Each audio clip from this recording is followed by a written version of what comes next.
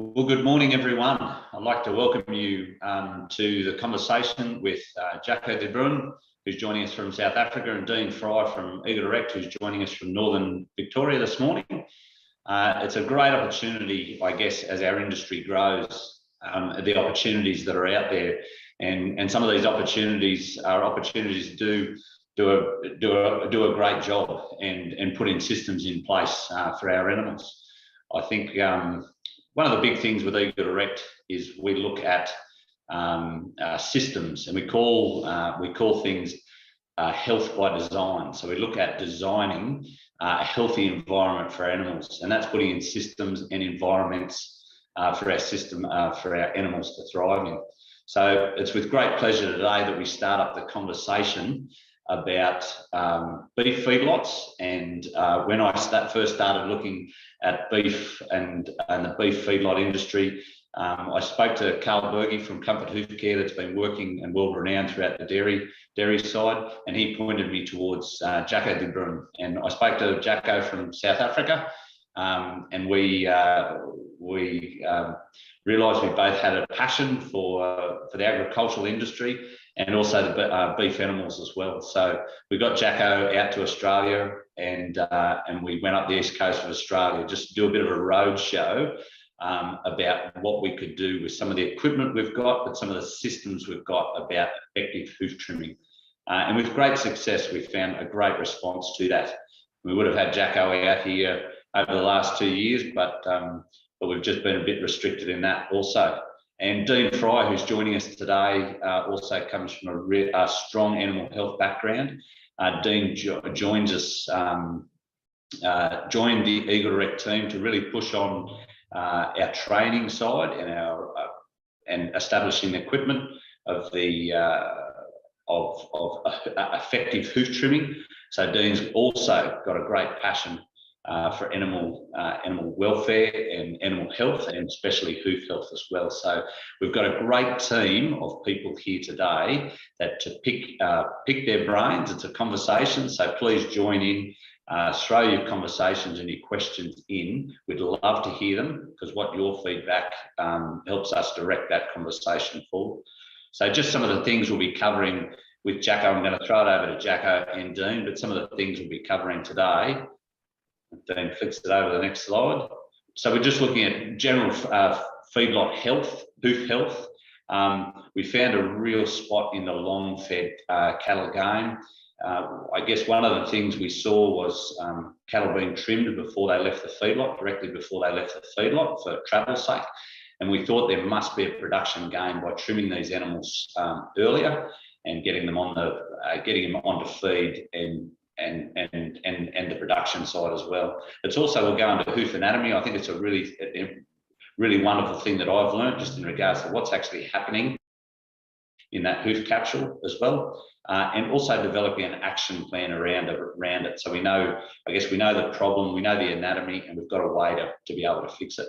And then where do we go from here, and how we can support you and your business. So what's the fuss with hoof health? You know, we were just talking about rugby and the World Cup there before we came online, and my coach always said they can't run without legs. Cattle can't walk without feet also. So I think, you know, it's something that we really need to make sure that mobility is right. They've got access to feed. We want to see weight gain on these animals as well, feed conversion and utilisation. We always talk about the carcass quality of the animal, and making sure that carcass quality, we do a lot of work to get it to a certain stage. So we want the stress on that animal to be absolutely minimal, and also when animal well-being is a real key aspect of. We've got a responsibility to our animals, but also our suppliers and the people we're feeding. And staff satisfaction. We really love working with people that are like-minded and love animals as well, and being able to work with good gear and good training is really, really important, and that's what we're here to support you with. So without any further ado, I'm going to throw it over to Jacco. Now, Jacco comes with a 31 years experience of playing with hooves, and 23 really focusing on the cattle side. And like I said before, he's He's trimmed on every continent around the world. I think Australia was your last one, Jaco. Am I correct? So we've had him out here, and over 200,000 cattle that he's trimmed over that time. And I found him great to work with. Not only is he capable, he's a man of action. He gets on the tools. Both these men do get on the tools and actually trim feet. They're not just book readers. They're actual physical hoof trimmers. So they're a great experience to have on board. So here's Jacko on one of our feedlot tours in Queensland. And I think just getting out and about and seeing what's on the ground is what brought us to this conversation today. So bringing these two men to you, and hopefully as this develops that we can get back on the road and get Jacko back out here. But we've been able to do a lot with Zoom lately. Anyway, Jacko de Bruin, without any further ado, I'm going to throw them over to you. Please, just as Jacko's talking, shoot through your questions, and we can answer them towards the end when we throw it over to Dean also. Thank you. Thank you, Mike. Yeah, thank you. It's such a privilege to be part of this webinar and to be part of the Eagle Direct team as well. Now, for us here in Africa, it is 11 o'clock in the night. So just call me if I fall asleep as we talk. So to start off with this first slide, don't let the blue gum trees in the background fool you, because this is also a picture taken in South Africa. So we do have the Wagyu industry here as well, not nearly as big, especially on the feedlot side than in Australia. But I'm quite involved with the seed stock producers as well. And I will come back to that specific slide a little bit later on. So how best to safely assess hoof health? So it is there's a few things that we're going to discuss in this conversation that we have around hoof care, and we will slowly go through it. You're welcome for the next slide.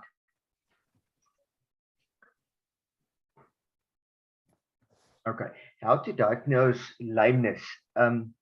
So the pin riding is a common practice in all the feedlots, and that's exactly where the first process of diagnosing this lame cattle begin, is identifying them and bringing them into the hoof trimming chute and to pick up their feet.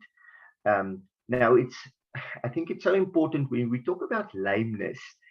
Many times we directly go to the hoof, and the reason for that is actually very interesting. 98% of all lameness in cattle will be found in the hoof or in the claws, and that's the reason why we talk about hoof lameness in the hoofs specifically today. So and I'm going to discuss various lameness issues, explain a little bit about the anatomy, but just to make it interesting, it's the purpose of today is not to give a lecture on the anatomy. And then Dean will finish off with the action plan, how we can actually address this through preventative work. You can go to the next slide. Right, so there's three major lesions that cause lameness, and then the fourth it would be the overgrown feet. So overgrown feet cause some other areas of lamenesses, but for now I'm going to talk about white line lesions, which is the one on the slide, and then two others after this. Now, white line lesions is probably the most common lesion we find, but very interesting, we find it on the back feet, and we find it on the outside claws of the back feet. And there's a very good reason for that, and we cover that in our training sessions, why specifically the outer claws on the back feet have the white line lesions. And if you look at the picture on the right, maybe just one slide back. The picture on the right, you'll often see stones in the foot, and many people will think that the stones created the lameness.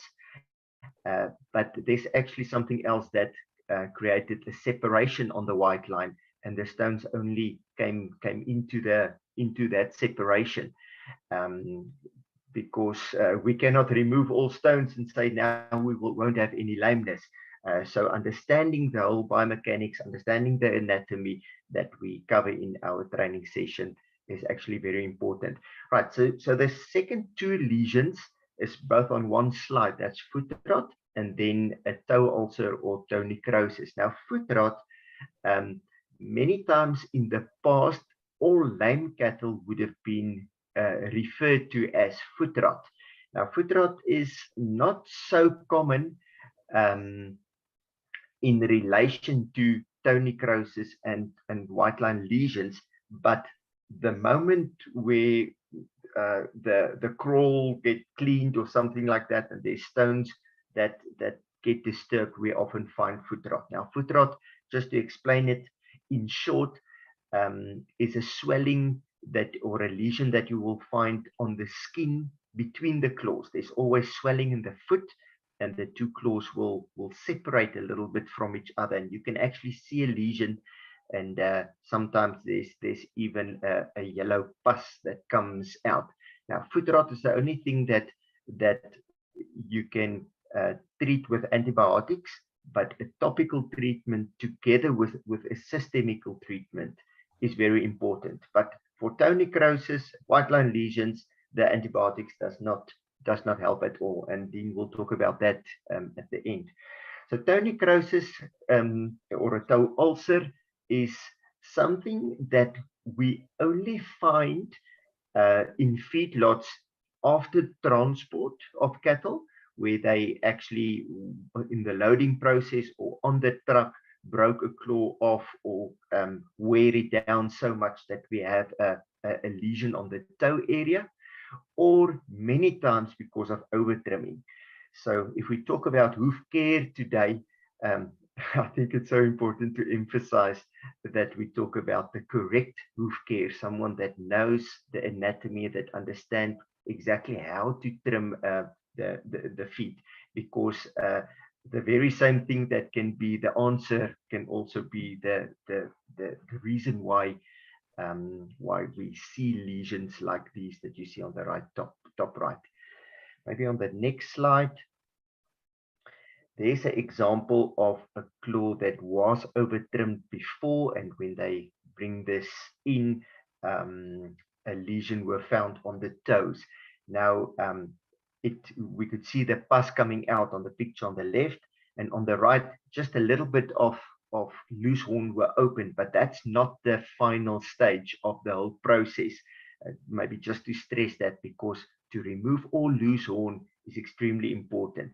But for us, we actually never want to see any lamenesses in the toe area. So this is typically on the front of the claw, not on the back. So the toe area, if we see any lesions there, we have to look at the facilities or the way cattle get handled, or definitely on the hoof trimming side. So for all managers and owners that attend this webinar, I think that is an important note to make.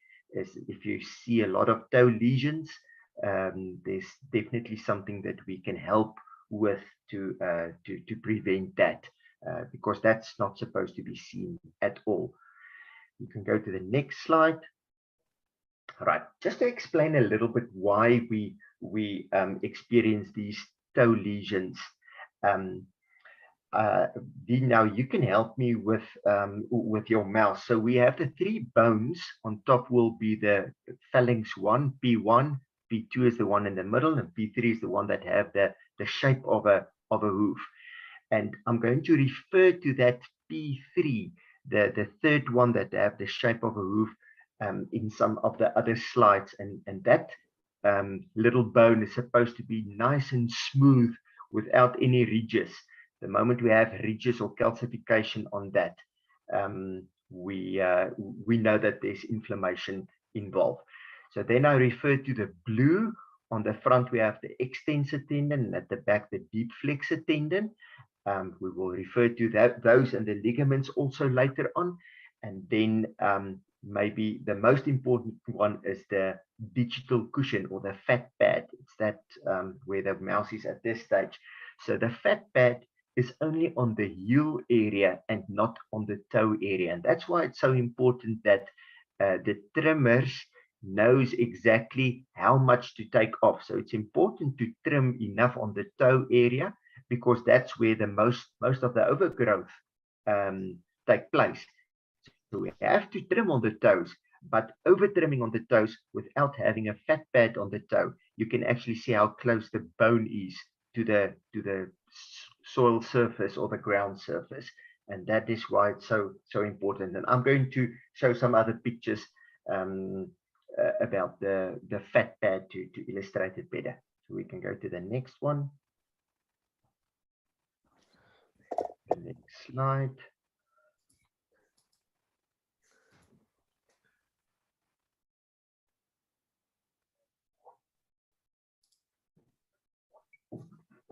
Right. So there's a video that actually show how the fat pad work. It absorbs shock.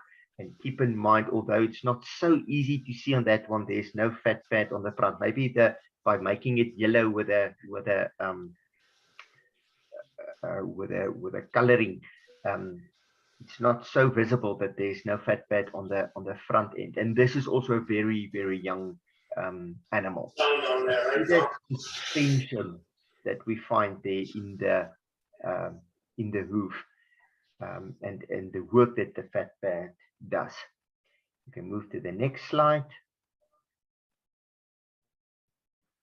Right. So typically when we find overgrown feet, now overgrowth is the biggest reason for lameness in long-fed cattle, because the hoofs grow 5 millimeters a month, and if there's not enough wear, they develop different problems. Now, one of the big problems when we have overgrown feet is that the toe grow faster than the heel, and then the pedal bone actually make a rotation to the back, and that's where you find that blue arrow. So now suddenly the back of the pedal bone is pinching on the corium, and it can actually destroy the fat pad. On the right hand side, you can see the fat pad is not as clear as the previous picture that we had, the video of the fat pad. You can take the next slide for me. Right, so this is a good example of a healthy claw. On the left, you'll see a cross cut of a healthy claw, and it's got a concave. On the left, the healthy one is a convex shape. On the overgrown and the inflamed one is more like a concave shape. The pedal bone, the one that looks like a small little hoof, if you look at it from the bottom, the picture on the left show how smooth it is. Now, typically on the right side, that is where calcification formed because of inflammation. And if you would take the whole hoof capsule off, you'll see the bottom two pictures. On the left, a light pink color, which shows that it's healthy, and the bottom right, a picture where you can see the inflammation, severe inflammation already. So a very good illustration of a healthy foot to the left and an inflamed one to the right.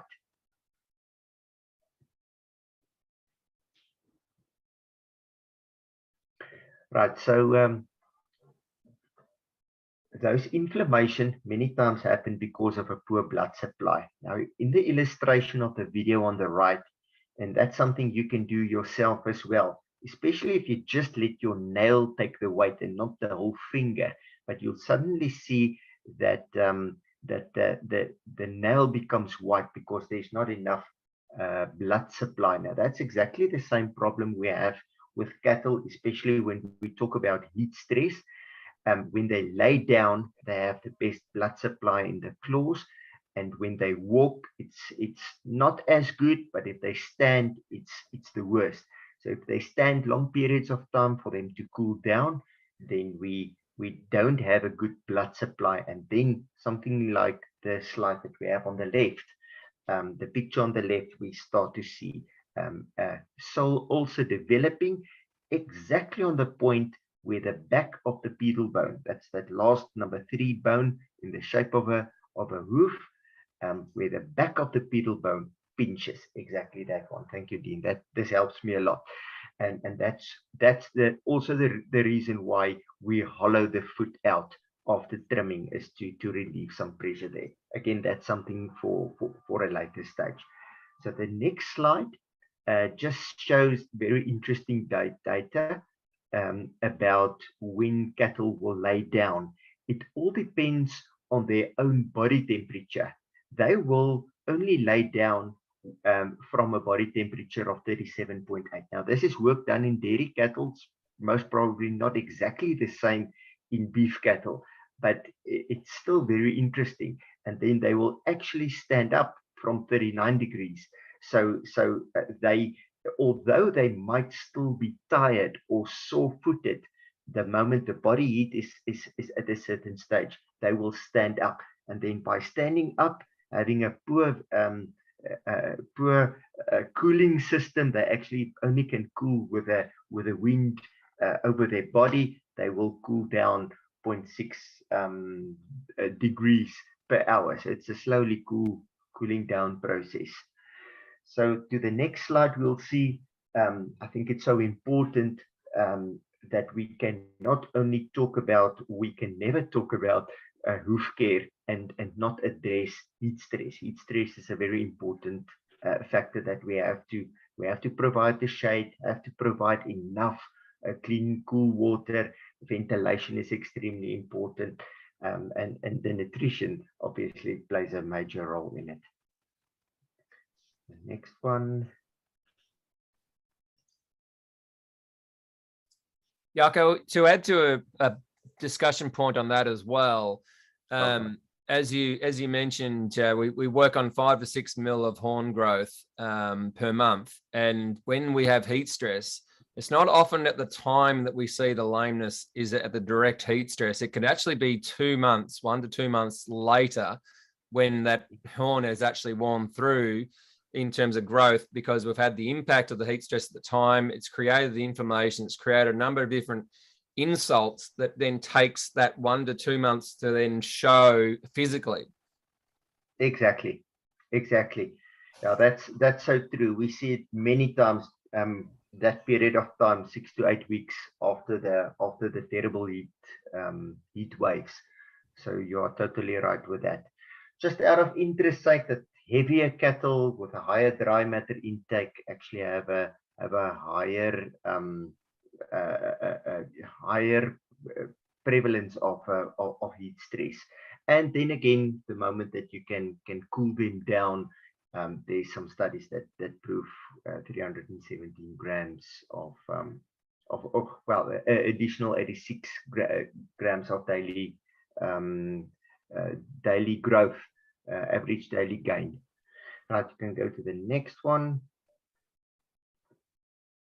So this is exactly what Dean was talking about. The hoof grow at a rate of 5 millimeters a month. So it takes 15 months to grow out. So a cow grazing in the field, being 10 years old, probably developed 8 or 9 times the size of this hoof in a period of her lifetime. So the moment we do not have enough wear on the claws, when they don't walk around enough, as we will see in the feedlots, or they don't have a coarse, rough enough surface to walk on, we find that the picture below that the hoofs become long. The hoofs normally grow out more on the toe. Well, we see the overgrowth on the toe. It's not actually that it grows more, but there's more growth there because it's the stronger part of the foot, because there's a kind of a break over on the toe, and the axial wall and abaxial wall joint, that makes it so much stronger, and that's why it doesn't wear down. The backside is a little bit softer. and I will explain that. So as I say, probably the biggest problem we have in the feedlot industry, especially with long-fed cattle, because in South Africa we don't go over 120 days, but I mean there's many feedlots that go up to 150 days, and then long-fed is 400, 500 days. And then we experience what we see here on these pictures. Very long and overgrown claws with a bad hoof angle there, where we can see the mouse on the picture on the right, and that need to be rectified correctly. And I'll explain a little bit what the procedure would be to do it. So it's extremely painful to have overgrown feet, just because of the fact that the longer the feet grows out, obviously there's no live tissue in that part, and it becomes so dry that there's a shrinking process, which is extremely painful for them. It's like many women also say when they have long nails, the fingertips is painful. Cattle actually have to walk on it. Now, despite the fact that it's so hard and painful just to have the length, by having the bad hoof angle is extra pressure on the corium, as we shown in that other picture earlier, and then there's extra strain on the deep flexor tendons. I showed you the tendons earlier, and obviously if those long claws will break off, it always break off too short, and then that's where the toe necrosis or those toe ulcers or toe abscesses develop. Now, an interesting thing again, when we look at overgrown feet, we many times see that on the back feet, the outer claws are more overgrown than the inner claws, and that's got to do with the biomechanics, and that's also one of the reasons why we have so much more lameness, especially in the back feet and in the outer claws of the back feet, and also on the heels of the back feet. And that is something that we teach the hoof trimmers and the technicians that undergo the training program with us. I think there's a next slide that just shows some other cattle also. So the picture on the left is a left back foot, so that's why you cannot even see the other claw. Picture on the right is a right back foot, again with the overgrowth, more overgrowth even on the outer claw. So we developed the functional hoof trimming, and we are affiliated with an American company that's been doing this, and that's where I have done my training all over the world, is through a company called Dairyland Hoof Care Institute.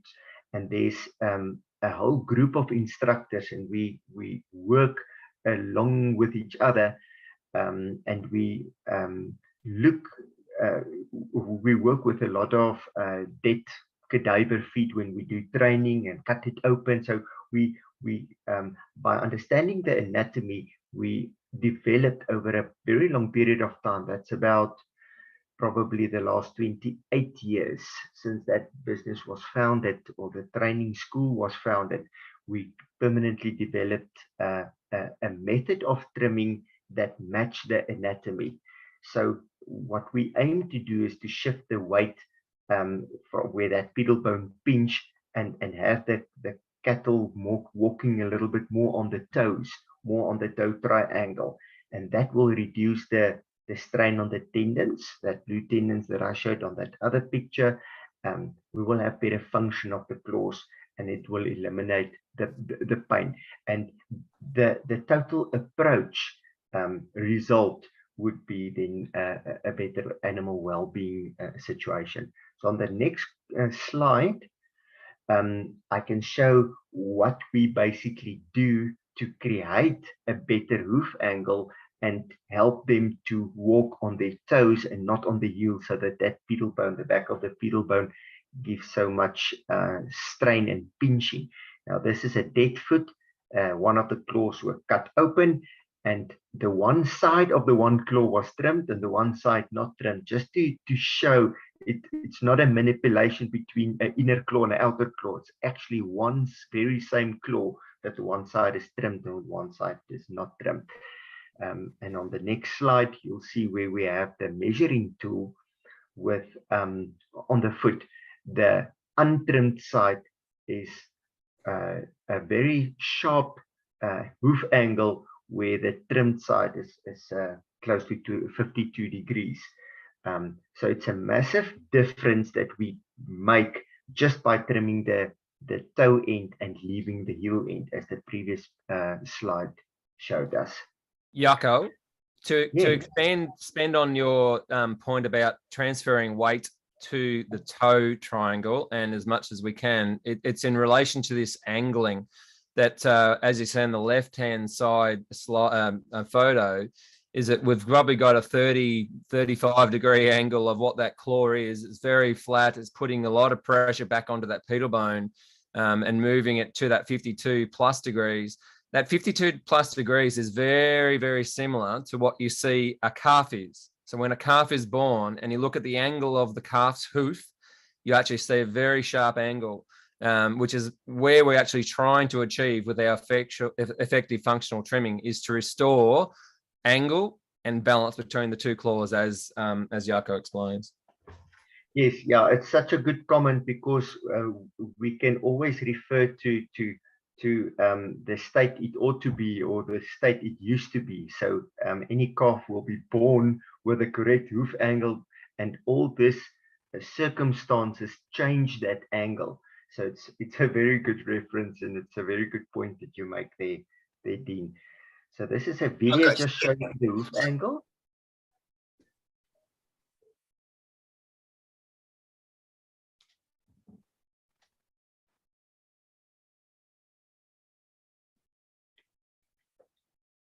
Okay, so what happened on that picture, the inside claw, so this is a left back foot, the inside claw was trimmed and the outside claw was not trimmed.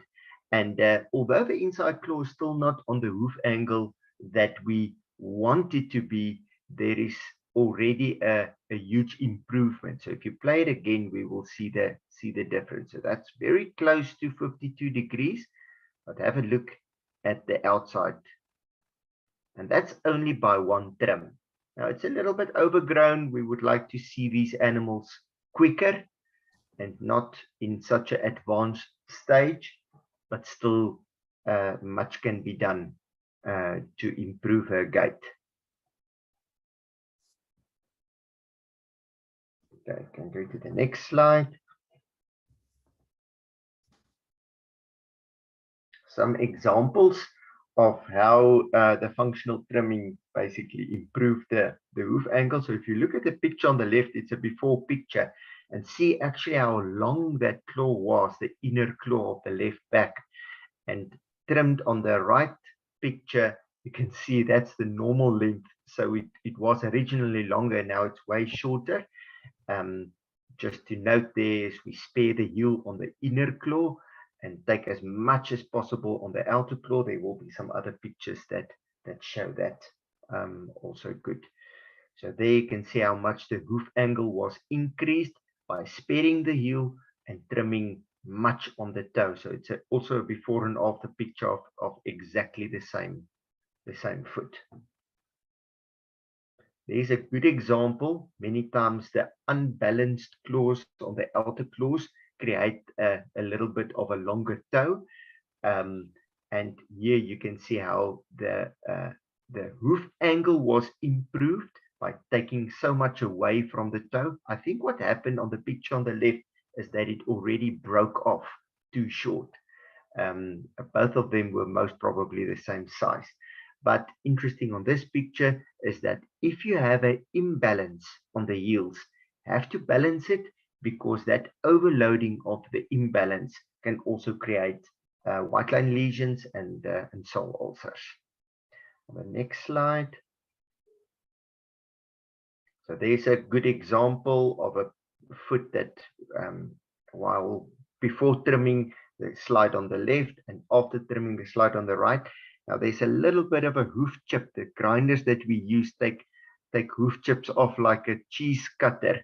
So that hoof chip laid there on the toe which it looks like a very short foot, but if you zoom into it a little bit, you'll see it's just, yeah, it was just a hoof chip there. But have a look at the hoof angle difference. The right back foot not trimmed in comparison with the left back foot that's trimmed, and you can imagine yourself how much that would improve the gait of the animal and the total welfare of the animal.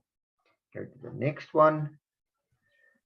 So it's like going to the barber shop and to have a haircut. You don't pay for the amount of hair that lay on the ground, and that's exactly what's happening with hoof trimming as well. It's actually to develop the art of what to take away, what need to stay behind, so that you only take away that that does not fit the criteria of a normal foot. So this is before and after pictures. On the left, you can see both of those claws made a curl. The middle picture, only the outer claw was trimmed, inner claw was left, and the picture on the right, both of them were trimmed down. So many people are concerned about trimming because they know that when they cut the horns, it will bleed, and many people will think that that long and overgrown feet will bleed if you cut it right back. And there's a very good example that you can trim quite a bit, but always keep in mind with the training process that we give, we teach how much can be trimmed on the front, so that we don't develop those toe ulcers or toe necrosis. So the next few slides is all about one specific cattle, one beast. The one there at the back had lameness, and obviously also just being at the back shows you something. We can see the arch back also show lameness, and he favored the left back foot. So the next slide is that specific ox just walking on its own. See the arch back, see the shorter strides, and then now it was actually a lameness on the right back, not on the left back. Left was terribly overgrown, but the right back foot had a broken claw. But you can see on the gait that animal is not happy. The next slide, I just want to. With that, Jaco, too, just a great observation of cattle in locomotion impairment is that because they've got a very good view from the front with their eyes, they understand where they put their front feet, put their front claws. So if there's a rock or an obstacle in front here, they know exactly where to put that front claw so it doesn't land on it. The idea of the back claws, because they can't see where that back foot is actually going, is to follow and track where that front foot was. So where this one is, that back foot should basically make the same space. When you start seeing them actually short stride and they pull up in here instead of there, that's a really good observation for us to determine if these animals are actually got a locomotion impairment and a pain within their feet. Yes, so true. Yeah, that shorter stride is visible on the on this video as well. Now that's wonderful. You can also see the movement of the head. The moment it put weight on the back, the head goes down. So this is just a picture of the very same animal. Look at the horns. Then the picture from the front, just so show that same ox, actually to try and show the ear tag, which is 15230. But also having this stress and pain, we see the saliva, which is also a sign of pain and stress, and that wasn't even a very hot day, but most probably heat stress as well, with the weight of that specific animal. Right, so we found on that animal, if you go back one slide, Dean, I think on the picture on the left, we could actually see the broken claw. Can you see the broken claw on the right back? And then on the left back was just a long overgrown foot. So that's typically what we will see. You can go to the next slide. That's typically what we will see when it's overgrown, like the picture on the top, which was the left back foot. and then that one broke off. So for us, by just taking a group of cattle out of the kraal, start to walk with them, the lame one was at the back. We investigated the specific lame one and found the broken claw. And then we made the interesting inquiry and said, can we have an idea of what was the average daily gain? And the owner of this feedlot gave us permission to show this information. Michiel's vessels from Beyond Beef Wagyu. They are seed stock breeders and also have a feedlot. Now that specific animal 15230 had an average daily gain of 260 grams per day, where his countermates had the best one was 1.5 kilogram, 1.56 kilograms per day.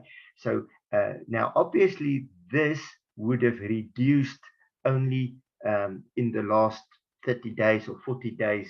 Most probably the average daily gain was good, but it reduced to a minus, which gave us such a low average daily gain. So I think I'm going to hand over to Dean to explain more what we've done, work we've done in Australia at some feedlots. So Dean, if you would want to take over from me, please. Thanks, Jaco. What a fantastic overview. And coming from someone with such a wealth of experience in this beef lameness industry, you know, what you've seen, Jaco, and what you've trained and what you've done and what you still continue to do with your beef herds in Africa is just fantastic. So we really appreciate the wealth of experience that you're bringing to us in Australia and to our feedlots. That we know that there's some great opportunities to improve production, welfare, and happiness for everyone involved in the game. So thanks again, Jaco. So to just hand it on a little bit, this is the Comfort Hoof Care shoot that we from Kalburgi that we utilise and promote within the country, and have got a number of these onto some feedlots now, and are conducting training as well to assist with the steps that are associated to actually getting a proper, effective, functional trim. Because we do tend to find in the industry of ruminants overall that some trimming can be done to the point where we've got a lame animal, we go and deal with that lame animal, and we forget about the actual functional trim, which is what Jaco was explaining about the angle and the balance in between the lateral and the medial claw. So the inside, the outside and the inside claw, getting a weight balance between the two is very, very important step in treating a lame animal, because if we only treat for the lameness, we can quite often see that lameness come back very soon because we actually haven't dealt with the problem to start with. So having appropriate equipment to be able to do that allows all of us to actually do this safely for both the animal and for ourselves. So we're just reiterating this photo, this slide again that we utilized before on white line lesions. In a recent training a few months back in some feedlots in Queensland, we happened to have a beast that came through that had been a notoriously known beast for having a lameness problem.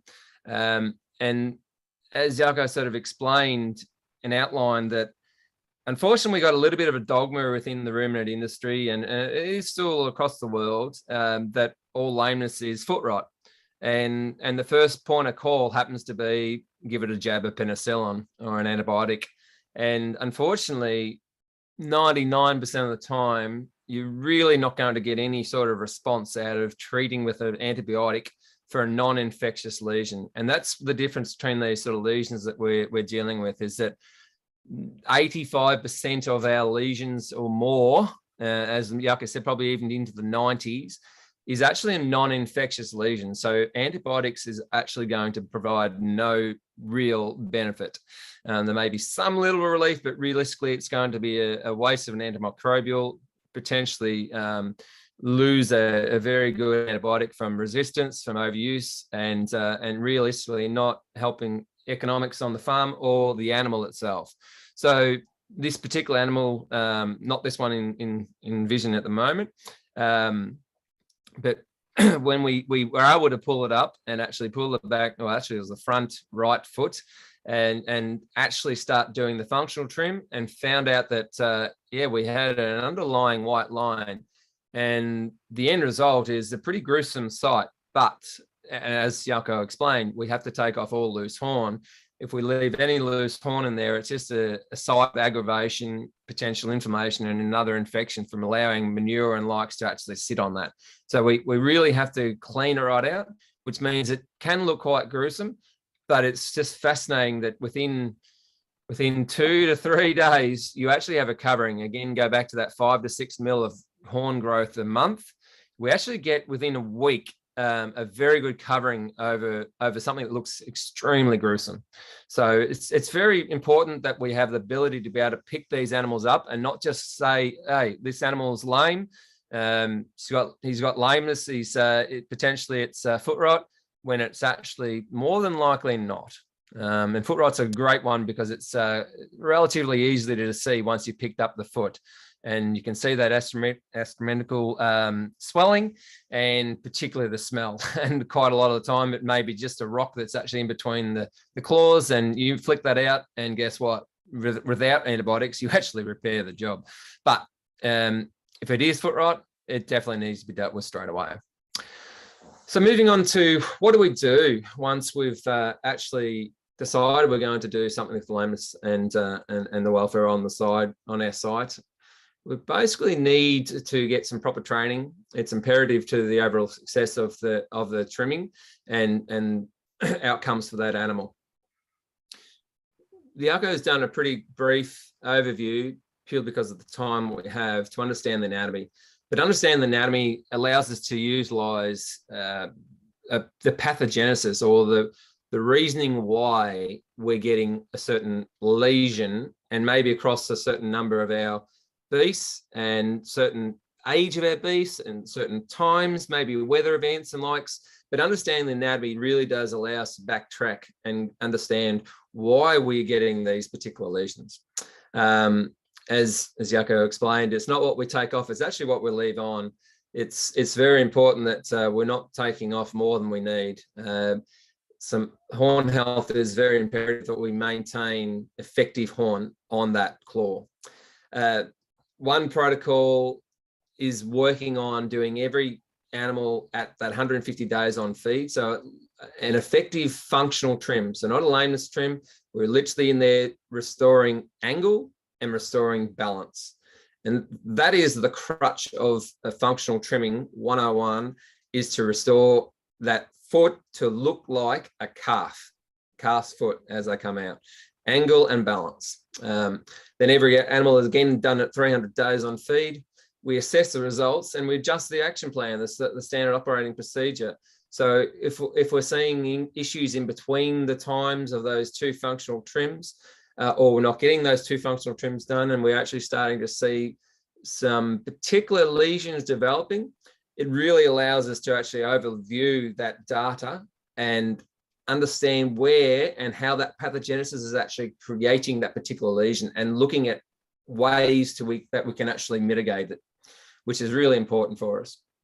So I think it's pretty obvious why we talk about hoof health, but there's a lot of outcomes and a lot of gains for the producer and their industry. So we're definitely talking about improved animal welfare. There's nothing worse than seeing an animal that can't walk. It's as I've got on the last point there, lame cattle are time consuming and reduce profits.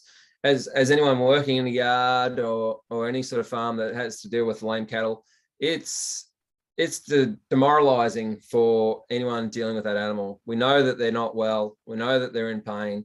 It's something that we don't have to do. If I use Carl Berge and Professor Nigel Cook, who's a guy over in the Dairyland Initiative, a veterinarian in the US, basically we know right now how to reduce and mitigate probably 95 to 98% of all lameness.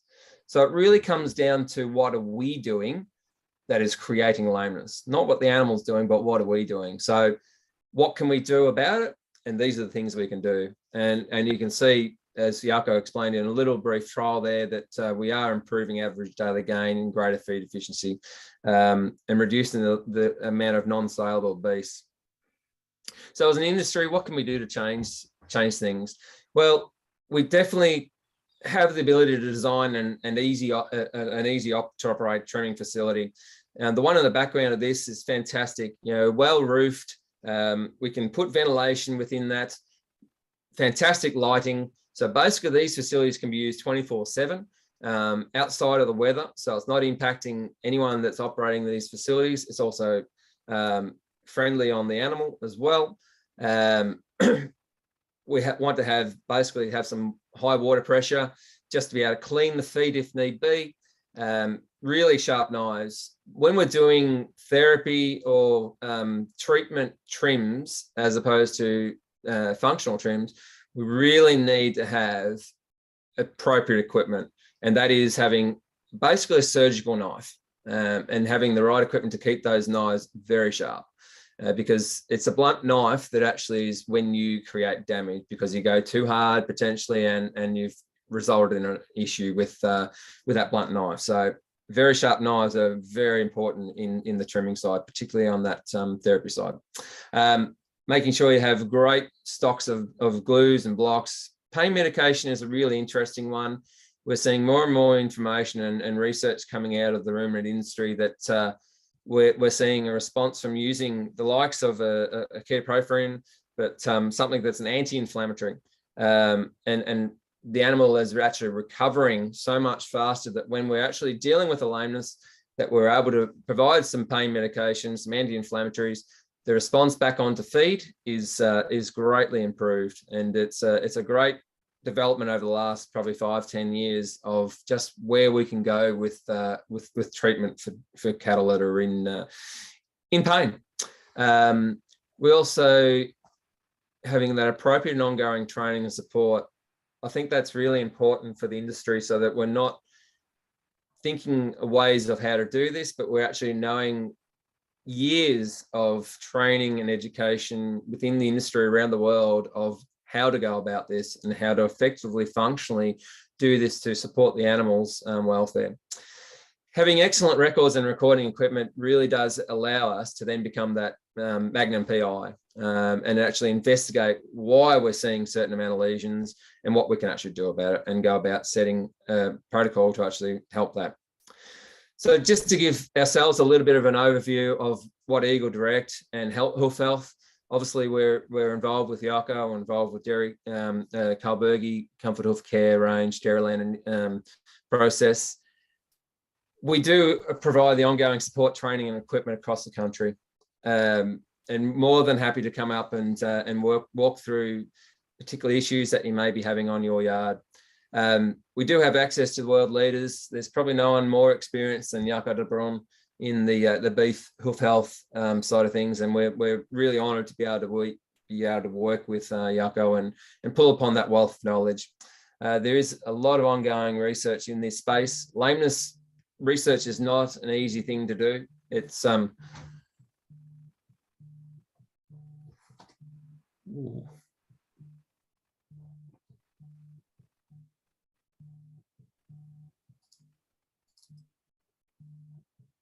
Live television, Dean. Wow, I'm not sure what's going on there, Mike. Is that back on? Yep, back on there now. Yep. Sorry about that. It disappeared on me. So yeah, we're able to basically review the records and help build those ongoing support strategies to be able to improve the hoof health and profitability on your yard.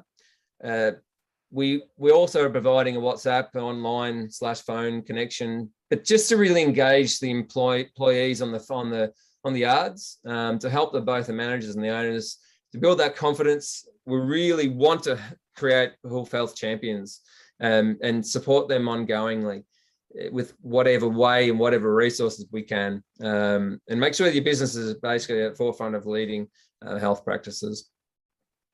So in conclusion, this is a training opportunity that we had within Queensland Beef Yard. But really, as Mike raised, we're extremely passionate about animal welfare and well-being. We believe there's nothing probably greater and as quick a response as when you deal with lameness on a beef animal. You basically can walk in with a lame animal and walk out of that chute with that animal walking nearly spot on, nearly perfect. And I really struggle to think of anything else that we can do with an animal that is so quickly and impactfully improving that animal's welfare. And the response to, average daily gain, improved carcass fish, reducing the feed costs to market weight because they're so much more efficient at utilising that feed. And we do hope that this information today has been of some importance and use to the industry. We're very happy to become part of the best practice of your business, and we look forward to, basically, if you have any questions related to any of the information presented today, and look forward to hopefully catching up with all of you very soon. Terrific. Thank you, Dean. Thank you, Jacko, for staying up late and joining in the conversation. I guess one of the questions is just fired in there now. If you're looking at this for the first time, like who needs to be involved, and you, Dean, you talked about champions, but what's your team that you've seen successfully work? What team needs to be involved at feedlot level? Jacko, I'll throw that over to you, Eli. Yes. So what we normally do, we focus more on what we call in-house trimmers or employees of the feedlot in comparison to contractors. Just for biosecurity reasons, we find that most of the feedlots is big enough to take care of their own hoof problems if they have the equipment.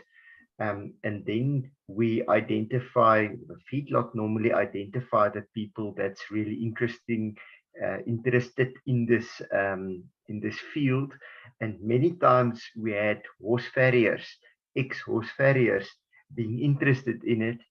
For me, being an ex-horse farrier, also actually started this industry through horses. I can relate to everyone that know how to shoe a horse and trim a horse, that really want to work on the cattle, and they learn the quickest. Horse farriery is an extremely dedicated and precise work, and we love to work with those people that have an interest in this. But as all professions, it's not all about a day's training and then you know exactly how to do the work. There's experience that comes along with it, and for that we partner as mentors with this various platforms, where the WhatsApp group, for instance, is one of it, where people can just, as they find a problem, take a picture, send it on the group, and we can answer it from this side of the world, and share some advice, and in over a period of time, everyone gain the courage to carry on, and we end up by training real good hoof trimmers, becoming a specialist in their area. So that's basically how we would do it, Mike. Yeah. Very good. So training in-house people and getting the management involved in the process also.